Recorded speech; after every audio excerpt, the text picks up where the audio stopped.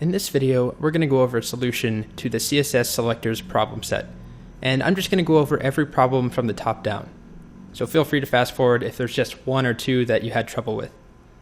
So we did the first one together in the initial video, give the body element a background of this color. So we just say body background is this color. Save this. Let's go ahead and load it up in the browser, refresh, and you can see we get a gray background. So the next one is make the H1 element this color. So the same thing, except rather than background, we just set color. We save, and here's our H1, it turns purple. Remember, if we had more than one H1 on the page, they would all be purple. So this next one is make all H2 elements orange. So exact same selector as the above two. And then to make it orange, I'm just going to use the built-in orange color, but you could use any other color system. And you can see we get every H2, there's 4 of them, they turn orange. So next up, I'm just going to shift this over to the side, make all LI elements blue. Pick your own hexadecimal blue. So to do that, we select all LIs, and then we give them a color, and we're going to do a hexadecimal blue. So you could put anything here as long as it's more blue than anything else. So remember, the first channel is red, then the next two are green, so we'll do a little bit of green. Let's do, and then a bunch of blue. Save that, and let's take a look at the LIs, and you can see we get blue LIs. So now, change the background on every paragraph to be yellow.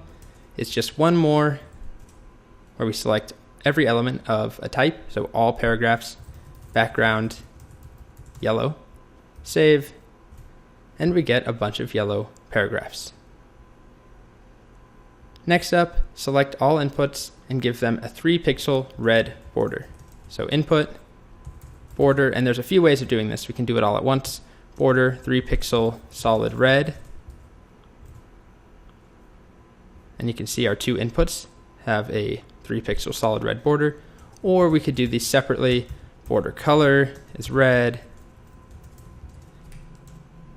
border width is 3 pixels, and finally border style is solid.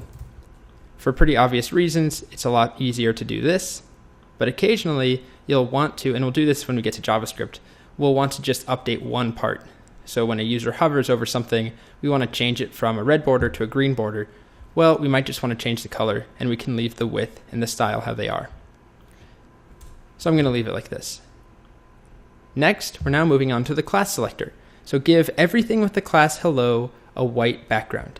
And if we look at the HTML, there's actually just one thing, this first paragraph inside this div with class hello. So we select that class, dot, hello, background, white. And you can see we get this paragraph here turns white. Next up, give the element with ID special a 2-pixel solid blue border. Pick your own RGB blue. So same thing again. This time, instead of a dot, we use the hash sign or the octathorpe, and then the name of the ID, which you can see again is right here. ID is special. And then we want to give it a 2-pixel solid border. So 2-pixel solid, and then an RGB blue. And so we'll have 0 red, 100 green, 200 blue. And if we refresh that, you can see we get, it's pretty slight, but a 2-pixel blue border around this paragraph with the ID. Next up, make all the paragraphs that are nested inside of divs 25-pixel font. And the hint is use this property, font dash size 25 pixels. So what we need to do here is rather than select all paragraphs, we only want paragraphs that are inside of a div. So you can see there are some, like this one here, that is not inside a div. We don't want those to be 25 pixels in font size. So we use this descendant selector where we say div, and then inside of that div, all paragraphs. So paragraphs that live in any div, it doesn't matter Which div? Just any paragraphs in any divs. We'll select them and give them font size 25 pixels. Save that, refresh. You can see that these all get bigger, but these ones that say paragraph not inside a div don't get bigger because they're not inside of a div. Next up, make only inputs with type text have a gray background. So this is another type of selector, and it's based off of an attribute. So the attribute we want to do is find where type is equal to text. So basically, just this input right here, type equals text. And so the way that we do that, we're going to type input, and then square braces, square braces, and then inside of there, the attribute, which is type, and we're looking for where it's equal to text, and then we're just going to say background gray. And then if we scroll down here and refresh, keep your eye right here, you can see we get a gray background. So again, this one's useful if we wanted to select all links that went to Google. We would select based off of href, or we could select off of any other attribute out there. So next up, give both paragraphs inside the third div a pink background. So this one gets a little bit crazy. So let's take a look at the HTML. Here's our third div. The first one is here, the second one is here, and the third one is here.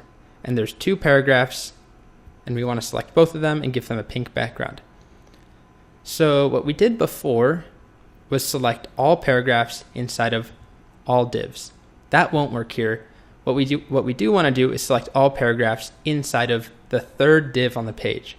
And the way that we can specify the third div is to use nth of type.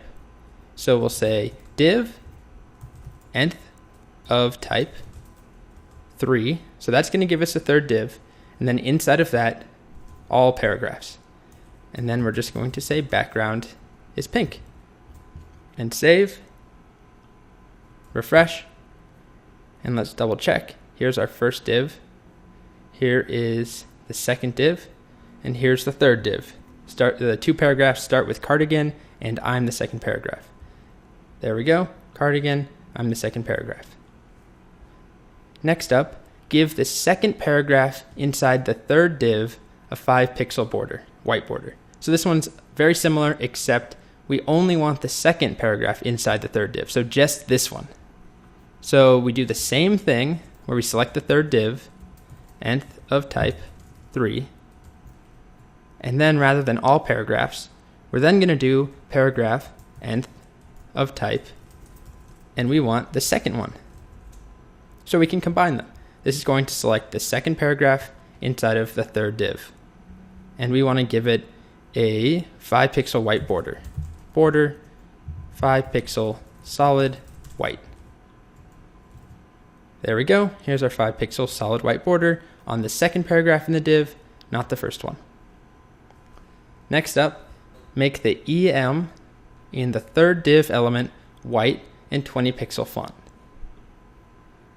So that's this EM right here, Cronut skateboard. If you don't know what Cronut is, it's very delicious, maybe overrated, definitely overpriced. Pastry out of New York City. It is a donut and a croissant.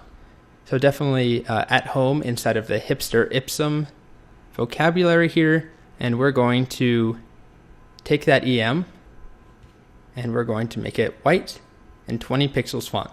So just like before, we need to select the third div,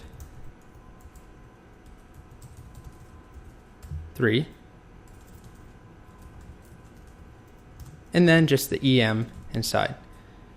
And this will select all EMs, and it just happens that there's only one. But if there were more than one, we might want to say EM first of type, or EM instead of a paragraph. But I'll just leave it as this for now. And we want to give it white color and 20 pixel font. So color white and font size 20 pixel. And just to remind you, we are going to spend time talking about fonts and font size and a bunch of other things in future videos. There we go. It's white and the font size changes. So now we're on to some of the bonus exercises, which are some of my favorite. They're some of the more obscure, the more interesting ways of selecting things and manipulating them. So to start, let's look at making all checked checkboxes have a left margin of 50 pixels. And I gave this to you. You need to use margin left 50 pixels. So there's a selector to select if elements that are checked. And it just looks like this. It's a pseudo selector, just like nth of type. So we need to say what we're looking for that's been checked. So I'm just going to say all inputs that have been checked, because remember that checkboxes are input type equals checkbox. There are other elements that can be checked though, mainly the radio button. So this would also select any radio buttons that have been checked. And that's fine for now. So it looks like this, input, colon, checked. And what we want to do is use margin left 50 pixels. So this is a little preview of what we're coming up on in some of the future videos. When we add this in, it's going to add some space on the left side of the checkbox. So you can see the ones that are checked moved over. And if I check this one, now this is checked and it moves over to the right 50 pixels. If I uncheck them, they move back over to the left. So that's checked. The next one, this is probably my favorite, make the label elements all uppercase without changing the HTML. So I mentioned you'll definitely want to look that one up, and that's because we definitely haven't gone over this. So to start, let's just select all label elements, and then let's say that I don't know how to make them uppercase without changing the HTML. So let's pull open Google and do a search, and this is something that I definitely have done before. So let's go up and do a search, CSS uppercase. You can see the first thing that pops up is text transform. In text transform, it says it specifies how to capitalize an element's text. It can be used to make text appear in all uppercase or all lowercase, or with each word capitalized. So then we scroll down and take a look at the syntax, and it looks like we have capitalize, which will capitalize the first letter, uppercase and lowercase. So we want uppercase. So text transform uppercase.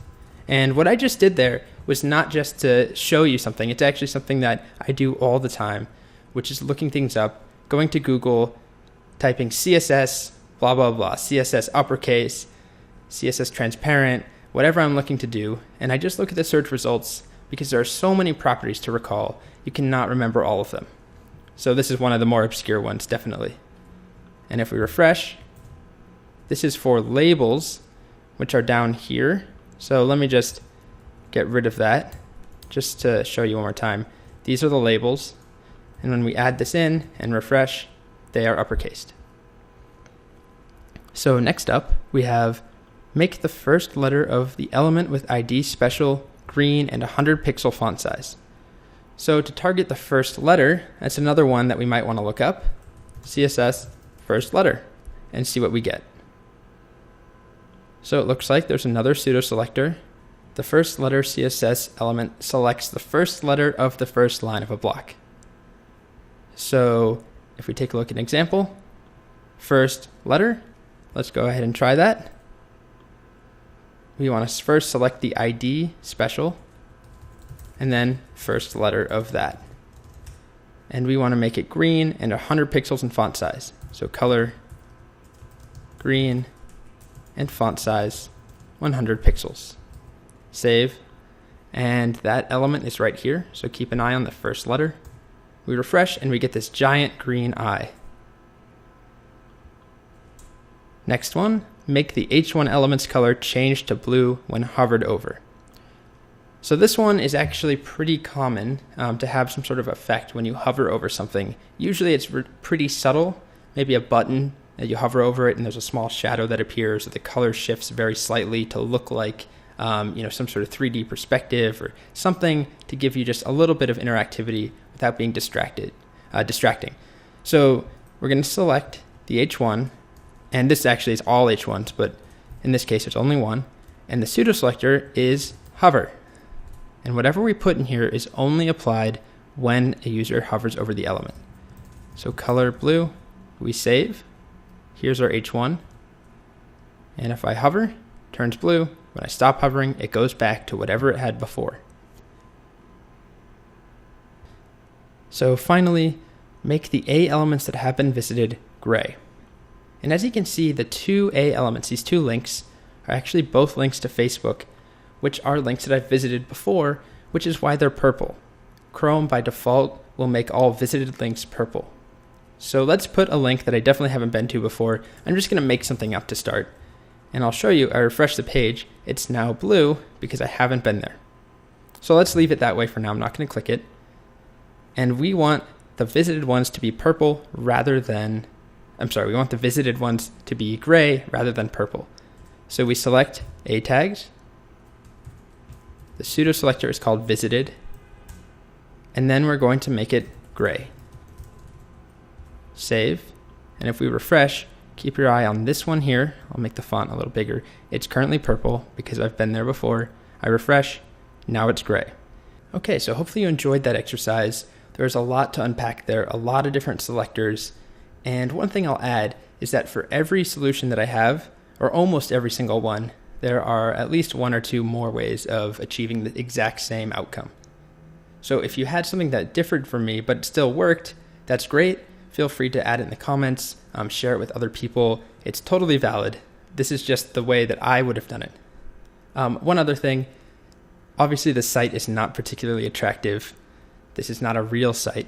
We will be working on a real project very, very soon. In the next exercise video, we're actually going to make a little blog site that is a little bit better designed. It looks much nicer than this. This is more just a practice exercise.